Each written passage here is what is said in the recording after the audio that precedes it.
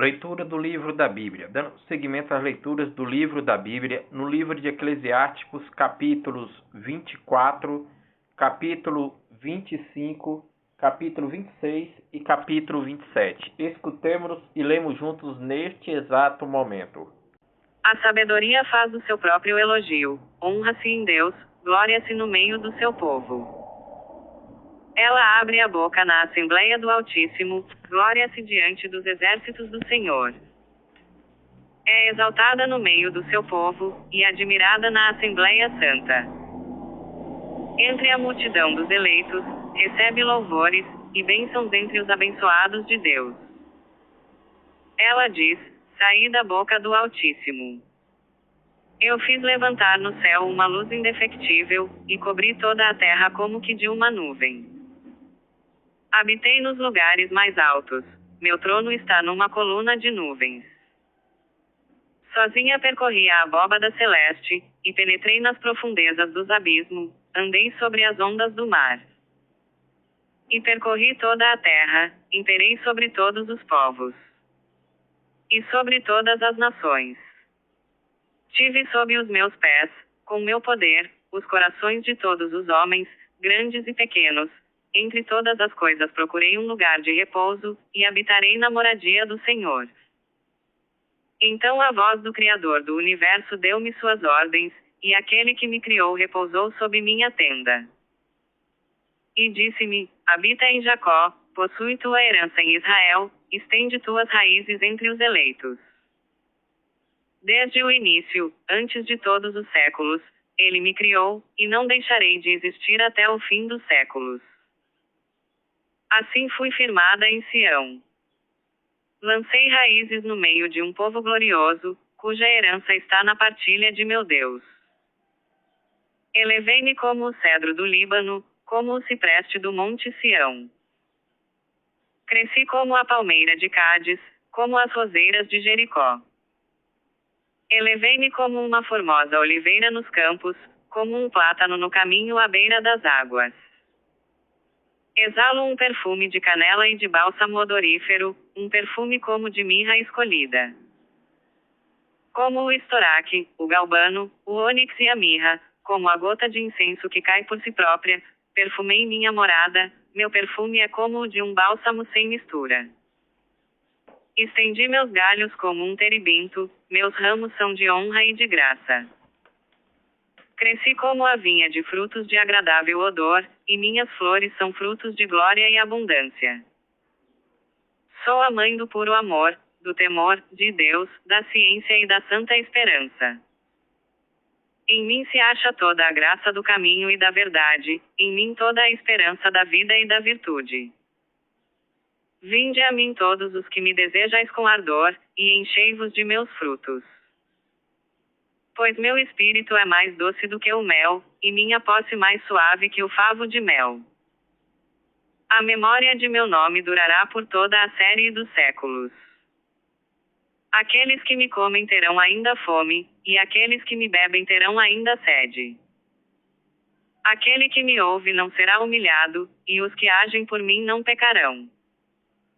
Aqueles que me tornam conhecida terão a vida eterna. Tudo isso é o livro da vida, a aliança do Altíssimo, e o conhecimento da verdade. Moisés deu-nos a lei com os preceitos da justiça, a herança da casa de Jacó e as promessas feitas a Israel. Deus prometeu a seu servo Davi que faria sair dele um rei muito poderoso, o qual se sentaria eternamente num trono de glória.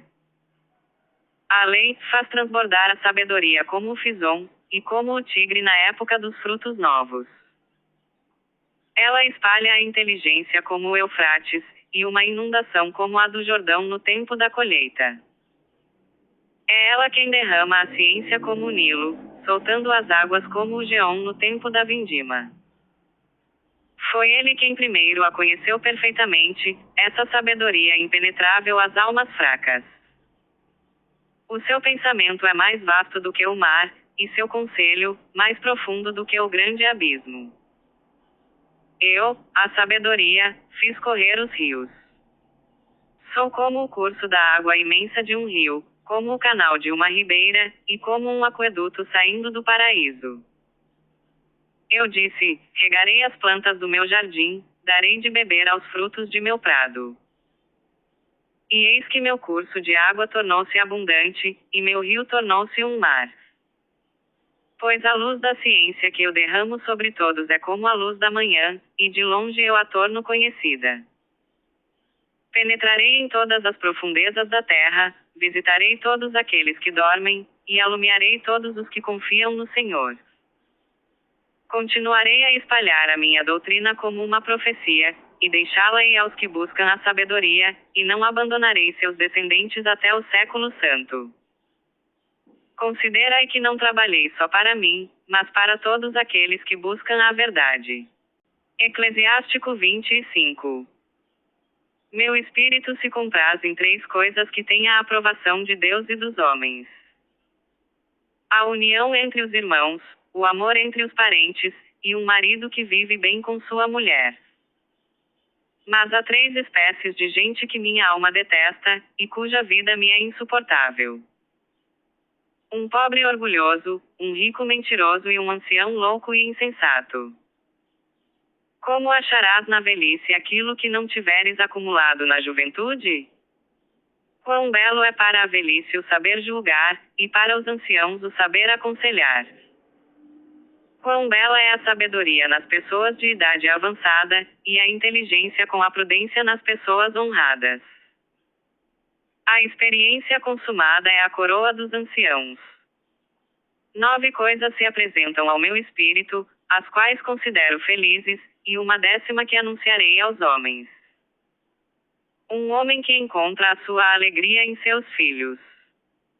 Aquele, feliz dele, que vive com uma mulher sensata, e que não pecou pela língua, nem teve de servir a pessoas indignas dele. Feliz aquele que encontrou um amigo verdadeiro, e que fala da justiça a um ouvido atento. Como é grande aquele que encontrou sabedoria e ciência! Mas nada é tão grande como aquele que teme ao Senhor. O temor a Deus coloca-o acima de tudo. Feliz o homem que recebeu o dom do temor a Deus. O temor a Deus é o começo de seu amor, e a ele é preciso acrescentar um princípio de fé. A tristeza do coração é uma chaga universal, e a maldade feminina é uma malícia consumada. Toda chaga, não, porém, a chaga do coração. Toda malícia, não, porém, a malícia da mulher. Toda vingança, não, porém, a que nos causam nossos adversários. Toda vingança, não, porém, a de nossos inimigos. Não há veneno pior que o das serpentes. Não há cólera que vença a da mulher. É melhor viver com um leão e um dragão, que morar com uma mulher maldosa. A malícia de uma mulher transtorna-lhe as feições, obscurece-lhe o olhar como o de um urso, e dá-lhe uma tez com a aparência de saco. Entre seus parentes, queixa-se o seu marido, e, ouvindo-os, suspira amargamente. Toda malícia é leve, comparada com a malícia de uma mulher. Como uma ladeira arenosa aos pés de um ancião, assim é a mulher tagarela para um marido pacato. Não contemplas a beleza de uma mulher, não cobices uma mulher pela sua beleza. Grandes são a cólera de uma mulher, sua audácia, sua desordem. Se a mulher tiver o mando, ela se erguerá contra o marido. Coração abatido, semblante triste e chaga de coração. Eis o que faz uma mulher maldosa. Mãos lambidas, joelhos que se dobram. Eis o que faz uma mulher que não traz felicidade ao seu marido. Foi pela mulher que começou o pecado, e é por causa dela que todos morremos. Não des a tua água a mais ligeira abertura, nem a mulher maldosa a liberdade de sair a público. Se ela não andar sob a direção de tuas mãos, ela te cobrirá de vergonha na presença de teus inimigos. Separa-te do seu corpo, a fim de que não abuse sempre de ti. Eclesiástico 26. Feliz o homem que tem uma boa mulher, pois se duplicará o número de seus anos. A mulher forte faz a alegria de seu marido, e derramará paz nos anos de sua vida. É um bom quinhão uma mulher bondosa. Rico ou pobre, o seu marido tem o coração satisfeito, e seu rosto reflete alegria em todo o tempo. Meu coração teme 3 coisas, e uma quarta faz empalidecer de pavor o meu semblante. A denúncia de uma cidade, o motim de um povo. A calúnia, coisas estas mais temíveis que a morte. Mas uma mulher ciumenta é uma dor de coração e um luto. A língua de uma mulher ciumenta é um chicote que atinge todos os homens. Uma mulher maldosa é como jugo de bois desajustado. A mulher que se dá à bebida é motivo de grande cólera. O mau procedimento de uma mulher revela-se na imprudência de seu olhar e no pestanejar das pálpebras. Vigia cuidadosamente a jovem que não se retrai dos homens, para que não se perca, achando ocasião. Desconfia de toda a ousadia de seus olhos, e não te admire se ela te desprezar. Como um viajante sedento abre a boca diante da fonte e bebe toda a água que encontra, assim senta-se ela em qualquer cama até desfalecer, e qualquer flecha abre sua aljava. A graça de uma mulher cuidadosa rejubila seu marido. E seu bom comportamento revigora os ossos. É um dom de Deus uma mulher sensata e silenciosa, e nada se compara a uma mulher bem educada. A mulher santa e honesta é uma graça inestimável. Não há peso para pesar o valor de uma alma casta. Assim como o sol que se levanta nas alturas de Deus, assim é a beleza de uma mulher honrada, ornamento de sua casa. Como a lâmpada que brilha no candelabro sagrado, assim é a beleza do rosto na idade madura. Como colunas de ouro sobre alicerces de prata, são as pernas formosas sobre calcanhares firmes. Como fundamentos eternos sobre pedra firme, assim são os preceitos divinos no coração de uma mulher santa. 2 coisas entristecem o meu coração, e uma terceira me irrita. Um homem de guerra que perece na indigência, um homem sábio que é desprezado. E aquele que passa da justiça ao pecado. 2 coisas me parecem difíceis e perigosas. Dificilmente evitará erros o que negocia, e o taberneiro não escapará ao pecado da língua. Eclesiástico 27. A pobreza fez cair vários deles no pecado. Quem procura enriquecer, afasta os olhos de Deus. Como se enterra um pau entre as junturas das pedras, assim penetra o pecado entre a venda e a compra. O pecado será esmagado com o pecador. Se não te aferrares firmemente no temor ao Senhor, tua casa em breve será destruída. Quando se sacode a joeira, só ficam refugos. A fornalha experimenta as jarras do oleiro. O cuidado aplicado a uma árvore mostra-se no fruto.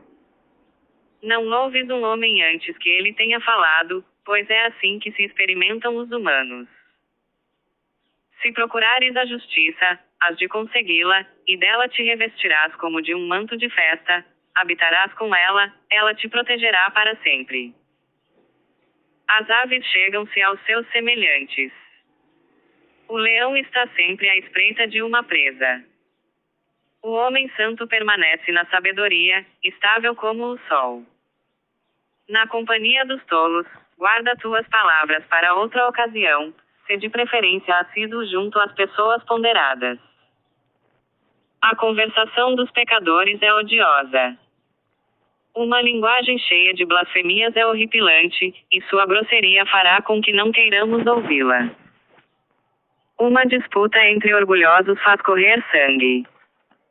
Quem revela o segredo de um amigo perde a sua confiança, e não mais achará amigos que lhe convenham. Ama o teu próximo e ser fiel na amizade com ele. Se desvendares seus segredos, em vão correrás atrás dele.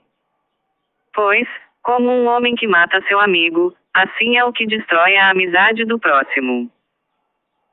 Como um homem que solta o pássaro que tem na mão, assim abandonaste o teu próximo, e não mais o encontrarás. Não o persigas, já está longe.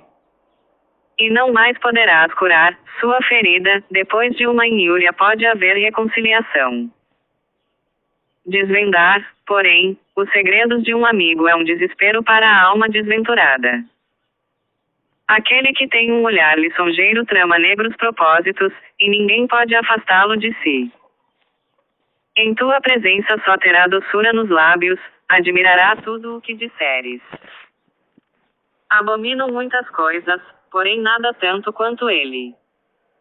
Quem lança uma pedra no ar, a vê recair sobre sua cabeça. Quem cava uma fossa cairá nela. O desígnio criminoso volta-se contra o seu autor, que não saberá de onde lhe vem o mal. A zombaria e a ofensa são próprias dos orgulhosos. Aqueles que escarnecem do pecado dos justos serão apanhados no laço, e a dor os consumirá ainda vivos. Cólera e furor são ambos execráveis. Amanhã, dando continuidade às leituras do livro da Bíblia, no livro de Eclesiásticos, nos capítulos 28, capítulo 29, capítulo 30 e capítulo 31. Paz e bênçãos a todos.